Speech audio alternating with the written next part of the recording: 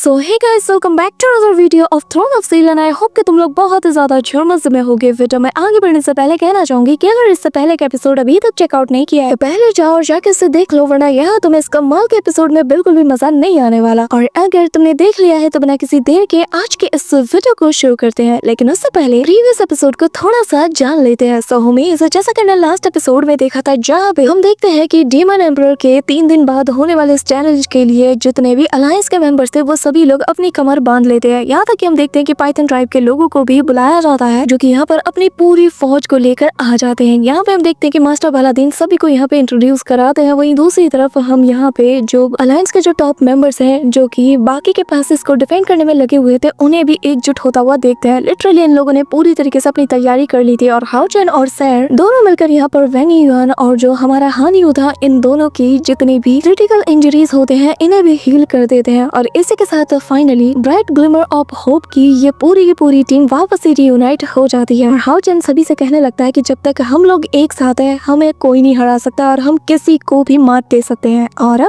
अब guys, video में आगे बढ़ने से पहले मैं तुम लोगों को बता दूं कि थ्रोन ऑफ स्टील बहुत ही जल्द एंड होने वाली है। प्रोबेबली इसके 8 से 10 एपिसोड बचे हैं, जिसके बाद ये कमाल की सीरीज पूरी तरीके से एंड हो जाएगी। लेकिन don't worry, Throne of Steel का सीजन 2 भी बहुत ही जल्द आने वाला है, लेकिन इसकी ऑफिशियल डेट अभी तक कंफर्म नहीं हुई है। इसी के चलते जो लास्ट के 8-10 एपिसोड है ना, इसे मैं डिटेल में एक्सप्लेन कर रही हूँ। तो चलो फिर अब इस वीडियो को शुरू करते हैं। सो होमीज, हमारे इस पार्ट के स्टार्टिंग में हम देखते हैं कि यहाँ पर सारे के सारे मेंबर्स एक साथ रियूनाइट होकर बहुत ही ज्यादा खुश थे। और वेंग युआन और हान यू की टीम में वापस आने के बाद तो इनकी खुशी और ज्यादा बढ़ जाती है। और तो और इनके वाइस कैप्टन और कैप्टन दोनों अब एक गॉड बन चुके हैं, जिसके चलते ये लोग इतने ज्यादा एक्साइटेड होते हैं कि ये लोग डिसाइड करते हैं कि अब ये लोग एक छोटा सा बैंक्वेट रखेंगे। वैसे भी 2 दिन बाद वो एपिक बैटल होने वाली है। और तभी हम देखते हैं कि पूरे के पूरे इलाके में जितने भी लोग थे उनको भी पता चल चुका है कि जो ब्राइट ग्लिमर्स ऑफ होप है, पॉप टीम पूरी तरीके से रियूनाइट हो चुकी है, जिसके चलते आतिशबाजी भी यहाँ पे शुरू हो जाती है। और जैसे कि शहर और हाउचेन जब देखते हैं तो ये लोग भी कंफ्यूज हो जाते हैं कि आखिर इन लोगों को ऐसा क्या हो गया कि अचानक से ये लोग ऐसा जश्न मना रहे हैं। इन्हें कोई आइडिया नहीं था कि आखिर ये लोग ऐसा क्यों कर रहे हैं। अब हाउचेन की बात सुनकर चेरी आगे आती है और कहने लगती है कि कैप्टन, शायद आपको अंदाजा नहीं कि आप दोनों के वापस आने से लोगों में कितनी ज्यादा खुशी है। और दूसरी बात, अब तो न्यू ईयर भी आ चुका है ना, आप दोनों का आना न्यू ईयर का सबसे बड़ा गिफ्ट है। और अब तो हमारी पूरी की पूरी टीम भी रियूनाइट हो चुकी है, इसी के चलते ये लोग इसे सेलिब्रेट कर रहे हैं। यहाँ पे उसकी बात सुनते साथ ही हाउचेन कहने लगते कि अरे हाँ, न्यू ईयर, मैं तो इसे कम्प्लीटली भूल ही गया था कि आज वाकई में हमारा नया साल है। और नए साल की शुरुआत ही देखो कितने अच्छे से हुई है। और मुझे पूरा यकीन है कि इस वॉर का अंत करके ह्यूमैनिटी को हम हमेशा हमेशा के लिए एक ऐसा तोहफा देंगे जो कि आने वाले हर साल में इसे ये लोग सेलिब्रेट करते रहेंगे। अब हाउचेन कहने लगता है कि क्योंकि नया साल है, मौका है, दस्तूर है, तो क्यों ना हम सभी लोग एक रियूनियन डिनर को ऑर्गेनाइज करते हैं। सभी लोग साथ मिलकर डिनर करेंगे और सेलिब्रेट करेंगे। ये कहते हुए हाउचेन एक्साइटमेंट में अपने हाथ को ऊपर उठाता है, जिसके चलते सभी लोग एक्साइटेड हो जाते हैं और कहने लगते हैं कि नेकी और पूछ पूछ। इसी के साथ हम देखते हैं कि ये फायरवर्क्स और ज्यादा तेज हो जाते हैं। और फिर हमें थोड़ी देर बाद का सीन दिखाया जाता है, जहाँ पे हम देखते हैं कि पूरा का पूरा ये जो एरिया था, ड्रैगन पास के आसपास के इलाके सभी आतिशबाजी के रंग में पूरी तरीके से रंग चुके थे। सभी लोग न्यू ईयर को सेलिब्रेट कर रहे थे, बच्चे बूढ़े सभी लोग काफी ज्यादा खुश नजर आ रहे थे। पर तभी एक वॉइस बताने लगती है कि देखो जरा, ये लोग कितने ज्यादा खुश नजर आ रहे हैं, पर इन्हें क्या पता कि आज से 2 दिन बाद इनके साथ क्या होने वाला है। यहाँ पे हम देखते हैं कि बच्चे दौड़ भाग कर रहे होते, सभी लोग खुशियां मना रहे होते और वाकई में इन्हें कोई आइडिया नहीं था कि तभी हम यहाँ पर उसी पैलेस के बाहर का सीन देखते हैं, जहाँ पर कि ये रियूनियन डिनर ऑर्गेनाइज किया जा रहा था। टेबल सज चुका था, खाने से पूरी तरीके से टेबल भरी हुई थी। यहाँ पे हम देखते हैं कि सभी लोग मौजूद थे, सभी लोग एक साथ एक आवाज में कहते हैं कि हैप्पी न्यू ईयर। और यहाँ पे हम देखते हैं कि हर एक बंदा मौजूद था, फिर चाहे वो चेरी के पेरेंट्स हो, हाउचेन, लिनसन, सीमा सैन, सब के सब सभी के पेरेंट्स यहाँ पे मौजूद थे। हर छोटा बड़ा इंसान इस पार्टी में शामिल हुआ था और चारों तरफ खुशी का माहौल था। इस दौरान हम देखते हैं कि एक एक टेबल पर एक एक फैमिली अपने मेंबर्स के साथ बैठी हुई थी, जहाँ पे हम सबसे पहले यहाँ पे हाउचेन की फैमिली को देखते हैं, जहाँ पर उसके पेरेंट्स के साथ हाउचेन सैर के साथ बैठा हुआ था और ये दोनों एक दूसरे को देखकर चीयर करते हैं। वहीं दूसरी तरफ हम देखते हैं कि हाउचेन के पेरेंट्स के साथ जो सैर के ग्रैंडफादर और बाकी के लोग थे वो लोग भी मौजूद थे। अब हम देखते हैं कि जो मास्टर ज़ेंगली है, जो कि भाई सिंगल है, वो अकेले इनके साथ यहीं पे मौजूद थे। तभी हम यहाँ पर हाउचेन की मदर को देखते हैं, जो कि यहाँ पर पर अपने हाथों में डम्पलिंग्स के बॉक्स को लेके आ रही थी और आते साथ ही टेबल पर उसे रखती है और वो काफी ज्यादा खुश थी अपनी बहू और बेटी को इतने टाइम बाद साथ देखकर और कहती है कि मैं चाहती हूँ कि आप सभी लोग पहले डम्पलिंग्स को खाएं क्योंकि डम्पलिंग्स इंटेंस अमाउंट में ब्लेसिंग्स को होल्ड करते हैं और ये ब्लेसिंग्स का एक अनोखा सिंबल भी है। यहाँ पर डम्पलिंग को देखते साथ ही चेरी के मुंह में तो पानी आ जाता है और वो छोटे बच्चे की तरह एक्साइटेड होने लगती है और यांग वेंजाओ उसे देखकर हंसने लगता है।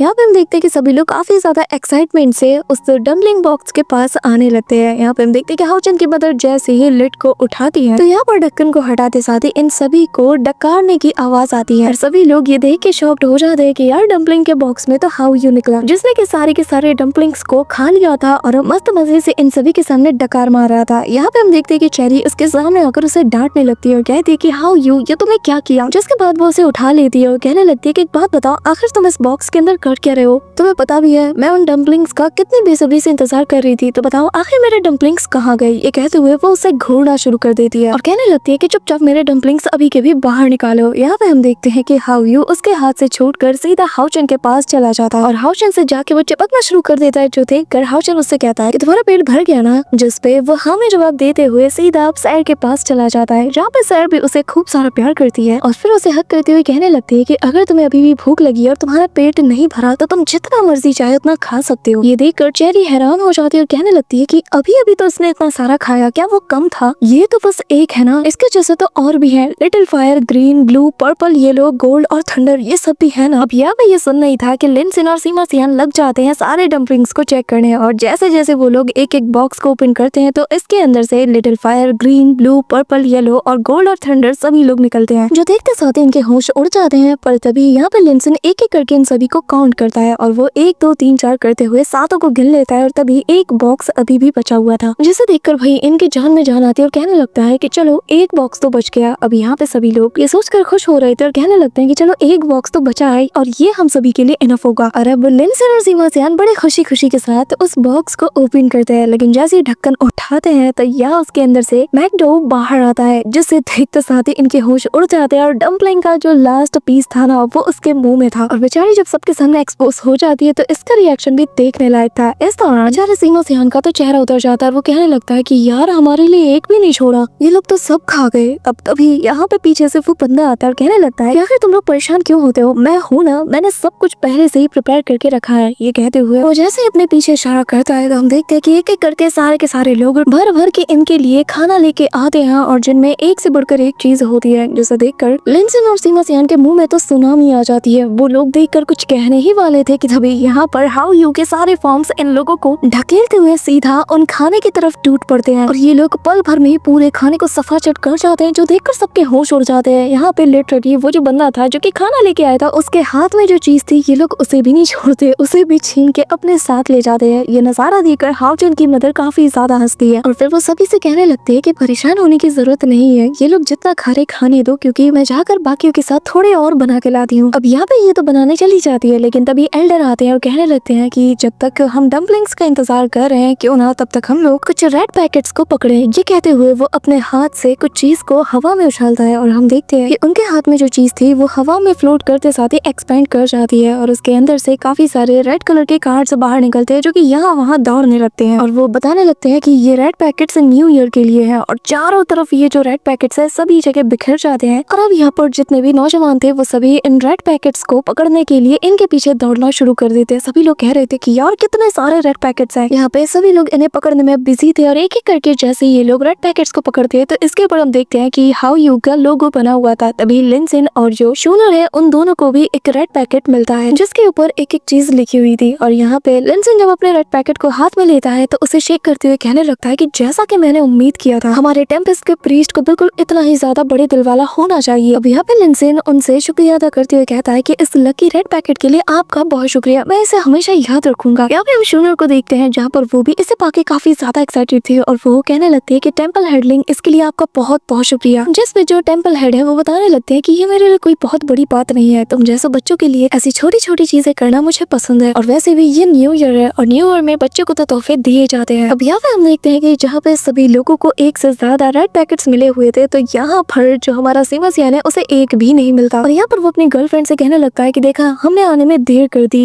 ये लोग तो सब कुछ सफा चट कर गए, मैं तो तुम्हारे लिए काफी सारे कलेक्ट करना चाहता था पर जरा देखो, इससे पहले कि मैं पहुंच पाता सब कुछ सफाचट हो चुका है। यहाँ पे उसकी बात सुनकर वो हंसने लगती है कि तभी यहाँ पे हम हाउचन के ग्रैंडफादर को देखते हैं, जहाँ पर उनके पास तो एक बड़ा सा बैग था और वो कहने लगते हैं कि इतना ज्यादा जल्दबाजी करने की जरूरत नहीं है, यहाँ पे कमी नहीं है। अब जब हेडलिंग इतने ज्यादा जेनरस हो सकते हैं तो फिर मैं पीछे कैसे रह सकता हूँ। यहाँ पे ये देखते साथ ही जितने लोग थे वो कहने लगते हैं कि क्या बात है, आज तो हमारी लॉटरी लग गई। इस दौरान सभी लोग कह रहे थे कि आप बहुत कमाल के हो, वाकई में आप टेंपल नाइट के सबसे जेनरस पर्सन हो। तभी यहाँ पे सैर का ग्रैंडफादर भी मैदान में आ जाता है, कहने लगता है कि ओल्ड लिंग, आखिर तुम्हें क्या लगता है कि यहाँ पर सारी वाहवाही तुम ही लूटोगे, यहाँ सिर्फ तुम्हें ही खर्च करना आता है क्या? और मुझे देख के अफसोस हुआ यार कि यहाँ पे बच्चे इतने सारे हैं और तुमने बस इतने थोड़े से की तैयारी की थी, कितनी गलत बात है। अरे रे रे, इतने में इन सारे बच्चों का क्या ही होगा। हाँ, ये कहते हुए वो यहाँ पे उसे छेड़ने लगता है और तभी वो यहाँ पे चुटकी बजाता है और 2 बैग भर के जो रेड पैकेट से वो आ जाते हैं। बेसिकली इनके अंदर पैसे होते हैं जो कि न्यू ईयर में बच्चों को गिफ्ट के तौर पे दी जाती है। अब यहाँ पे हम देखते हैं कि 2 बैग भर के जब रेड पैकेट्स को सभी लोग देखते हैं तो कहने लगते हैं कि यकीन नहीं होता क्या प्रीस टेंपल वाकई में इतना ज्यादा मालामाल है, जरा देखो ये कितने सारे हैं। यहाँ पे अब सभी लोग शहर के ग्रैंडफादर की वाहवाही करने लगते हैं और यहाँ पे उनका भी शुक्रिया अदा किया जाता है, जिसपे वो कहने लगते हैं कि अरे रे रे, इस पर शुक्रिया की क्या बात है, मुझे पता है कि इतने में तुम लोगों का नहीं होता, मैं तो बस देने ही वाला था, उससे पहले ही ओल्ड लिंक शुरू हो गया। अब यहाँ पे सभी लोग नाइट हॉल और जो असासिन हॉल है इनकी तारीफें करने लगते हैं और कहते हैं कि यार ये दोनों बहुत ज्यादा मालामाल है, जरा देखो इनका दिल भी उतना ही बड़ा है। यहाँ पे नाइट हॉल के लोग भी असासिन हॉल के एल्डर के लिए काफी ज्यादा रिस्पेक्ट दिखाते हैं और चारों तरफ जश्न का माहौल था, सभी लोग काफी ज्यादा खुश थे और यहाँ टेंपल हेड शेंग और टेंपल हेड लॉन्ग के नारे सभी लोग लगा रहे थे। जितने भी यंगस्टर्स थे वो कहने लगते हैं कि लग ही नहीं रहा है कि 2 दिन बाद हमारी इतनी बड़ी वॉर है, यहाँ का माहौल कितना ज्यादा अच्छा लग रहा है। इस दौरान हमें वापस से वही वॉइस सुनाई जाती है जो कि ये नजारा देखकर मन में कहने लगता है कि जितना खुश होना है खुश हो लो, क्योंकि बाद में फिर तुम्हारे पास मातम मनाने का भी मौका नहीं रहेगा। इस दौरान हाउचन के ग्रैंडफादर अब सारे रेड पैकेट्स को अपने हाथों में थामते हैं और फिर फुल स्पीड के साथ हवा में इन्हें फेंकने लगते हैं। अब ये देखकर जो सैर के ग्रैंडफादर है वो पीछे कैसे रखते, वो भी बैग भर के जितने भी रेड पैकेट्स अपने साथ लाए थे उन सभी को हवा में बिखेरना शुरू कर देते हैं। यहाँ पर हम देखते हैं कि पूरे आसमान में रेड पैकेट्स भर जाती है और सभी लोग कह रहे होते काश हर साल हम ऐसे ही न्यू ईयर सेलिब्रेट करें, क्योंकि मैंने आज तक इससे अच्छे न्यू ईयर को कभी सेलिब्रेट नहीं किया। यहाँ पे हम हाउचन के सारे दोस्तों को देखते हैं जहाँ पर वो भी इतने सारे रेड पैकेट्स देखकर काफी ज्यादा हैरान थे। चेरी तो कहने लगती है कि यार मैंने इतने सारे रेड पैकेट्स कभी भी एक साथ नहीं देखे, पर एक मिनट, लगता है कि मुझे मेरी अल्टीमेट स्किल का यूज करना पड़ेगा ताकि मैं जितने मर्जी चाहे उतने रेड पैकेट्स को कलेक्ट कर पाऊँ। तभी हम देखते हैं कि यहाँ पे काफी सारे एक्सप्लोजन्स भी होने लगते हैं और चारों तरफ फायरवर्क के साथ ये रेड पैकेट्स हवा में बिखेर जाते हैं। अब तभी यहाँ पे चेरी मैकडाउ का यूज करती है और फिर वो सीधा उसे कमांड देते हुए आगे की ओर भेजती है और मैकडाउ आते साथ ही हवा में जंप करता है। और अगर तुम्हें लग रहा हो कि भाई ये अपनी कोई रियल स्किल यूज करेगा तो ऐसा कुछ भी नहीं है, ये लिटरली बस लोगों के पास दौड़ते हुए जाता है और इनके पॉकेट से जितने भी रेड पैकेट्स थे उन सभी को छीन लेता है। बेसिकली यहाँ पर वो अपनी हाथ की सफाई दिखा रहा था, जिसे देखकर सभी लोग भी हैरान थे। वहीं दूसरी तरफ हम सीमा सियान को देखते हैं जिसके ऊपर रबी शाओई बैठी थी और यहाँ पे हम देखते हैं कि वो उन सारे रेड पैकेट्स को पकड़ने की कोशिश कर रही थी और वो सीमा सियान से कहती है कि मुझे थोड़ा और ऊपर उठाना। यहाँ पे हम देखते हैं कि इनके बीच काफी अच्छा लवी डवी सीन हो रहा था जहाँ पे सीमा सियान को तो बड़ा मजा आ रहा था। बातों बातों में वो उसके आंखों के ऊपर अपना हाथ रख देती है, जिसके चलते सीमा सियान को कुछ भी नजर नहीं आता और वो लड़खड़ाना शुरू कर देता है। इस दौरान हम यहाँ पे आइथन क्लैन के लोगों को भी देखते हैं जहाँ पर वो भी इनके साथ बिल्कुल बच्चे बन जाते हैं और किसी छोटे बच्चे की तरह रेड पैकेट्स को कलेक्ट करने के लिए ये लोग भी यहाँ वहाँ दौड़ रहे होते हैं और उसे पाते साथ ही ये लोग और ज्यादा खुश हो जाते हैं। अब यहाँ पे सीन शिफ्ट होता है और हम देखते हैं कि जो बेचारी चेरी थी इतनी सारी चीप ट्रिक का यूज करने के बावजूद भी उसके हाथ में एक भी रेड पैकेट्स नहीं लगा था। वो कहती है कि यार हाथ की सफाई के यूज करने के बाद भी मेरे पास कुछ भी नहीं है, ऐसा लग रहा है कि वाकई में यहाँ पे इनफ रेड पैकेट्स नहीं है, वरना एक तो मेरे हाथ में लगता ना। यहाँ पे हम देखते हैं कि चेरी बहुत ज्यादा उदास हो जाती है और इसकी ये सारी बातें ली सेंगजी भी सुन रहा था और बेसिकली चेरी जानबूझ के इसके कान के पास आके ये सारी बातें उसे सुना रही थी ताकि बाकी के एल्डर्स की तरह ये भी अपनी ब्लेसिंग्स रेड पैकेट्स के रूप में सभी को दे। अभी ये सुनकर वो खांसने लगता है और कहता है कि हाँ मैं समझ गया, लगता है कि अब मुझे भी मैदान में उतरना पड़ेगा, हालांकि मेरा ऐसा कोई इरादा तो था नहीं। और फिर वो स्माइल करते हुए अपने हाथ को ऊपर उठाता है और यहाँ पे भाई साहब जैसे ही वो अपनी मुट्ठी को टाइट करता है आसमान के ऊपर एक टेलीपोर्टेशन फॉर्मेशन बनता है और यहाँ पे हम देखते हैं कि उसके स्पेस स्टोरेज में से दे तनातन बॉक्स की बारिश होने लगती है और यहाँ पे हम देखते हैं कि एक एक करके काफी सारे बॉक्सेस गिरने लगते हैं और यहाँ पे ली सेंगजी के आसपास सारे बॉक्सेस सर्कल फॉर्म में उसके आसपास जा गिरते हैं और सभी लोग गिनते गिनते कहने लगते हैं कि 12 जायंट बॉक्सेस। सीनियर ली सेंगजी, क्या जो हम सोच रहे हैं वो सच है? क्या ये सारे जो बॉक्सेस है ये रेड पैकेट से भरे हुए हैं? यहाँ पे ली सेंगजी स्माइल करता है जो सुनते साथ ही सभी के खुशी का ठिकाना नहीं रहता और अब ये लोग कहते हैं कि यार आज तो हम लोग माला माल होने वाले हैं। एम्बरलाइट ली सेंगजी तो वाकई में बड़े दिल वाले हैं कि तभी क्राउड में कुछ लोग ये भी कह रहे होते हैं कि हाँ, मुझे तो लगा था कि ये थोड़ी खड़ूस टाइप के हैं, लेकिन मुझे नहीं पता था कि इनका दिल इतना बड़ा है। यहाँ पे हम देखते हैं कि ये नजारा देख के सबसे ज्यादा खुश अगर कोई थी तो वो थी चेरी, और वो कहने लगती है कि मुझे लगा नहीं था कि वो इतनी आसानी से मेरी बातों में आ जाएंगे, लेकिन जैसा कि मैंने मेज हॉल से एक्सपेक्ट किया था कि इनके पास सबसे ज्यादा पैसा होगा, क्योंकि ये बहुत ही ज्यादा मिस्टीरियस थे। जिसके बाद वो खुशी के मारे झूमना शुरू कर देती है और तभी लिनसिन भी कहने लगता है कि यार मुझे लगता है कि जो ली सेंगजी है ना वो ऑल आउट जाने वाले हैं, और लगता है कि इन्होंने अपनी सारी जमा पूंजी आज के दिन के लिए ही बचा के रखी थी। कि तभी यहाँ पे हम ली सेंगजी को देखते हैं जो कि चुटकी बजाता है और कहने लगता है कि किसी को भी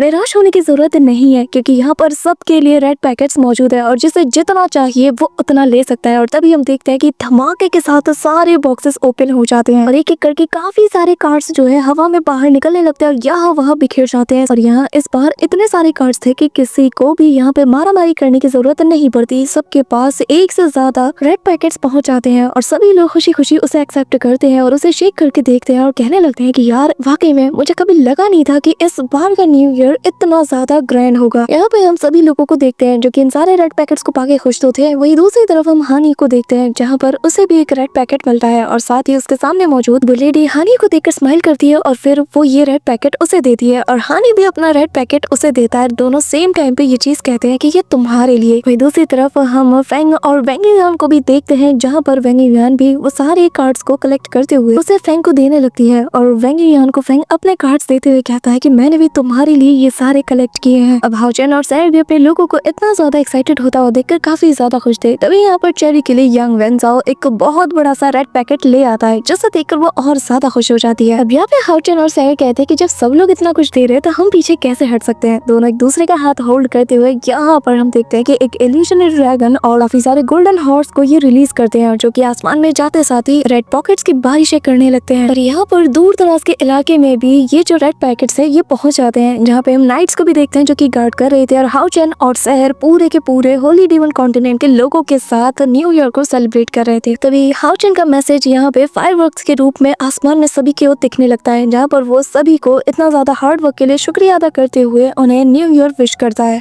अब यहाँ पे शहर कहने लगती है कि लगता है कि सभी लोगों को ब्लेसिंग्स मिल चुकी है, जिसपे हाओचन उसकी तरफ अपना हाथ बढ़ाते हुए कहता है कि पर कोई ऐसा है जिसे अभी तक मेरी ब्लेसिंग्स नहीं मिली। यहाँ पे ये देखकर शहर ब्लश करती है, तभी वो उसका हाथ थामता है और यहाँ पर इनके पीछे काफी सारी आतिशबाजियां भी होती है और तभी हाओचन उसे न्यू ईयर विश करता है और कहता है कि उम्मीद करता हूँ कि आने वाला हर साल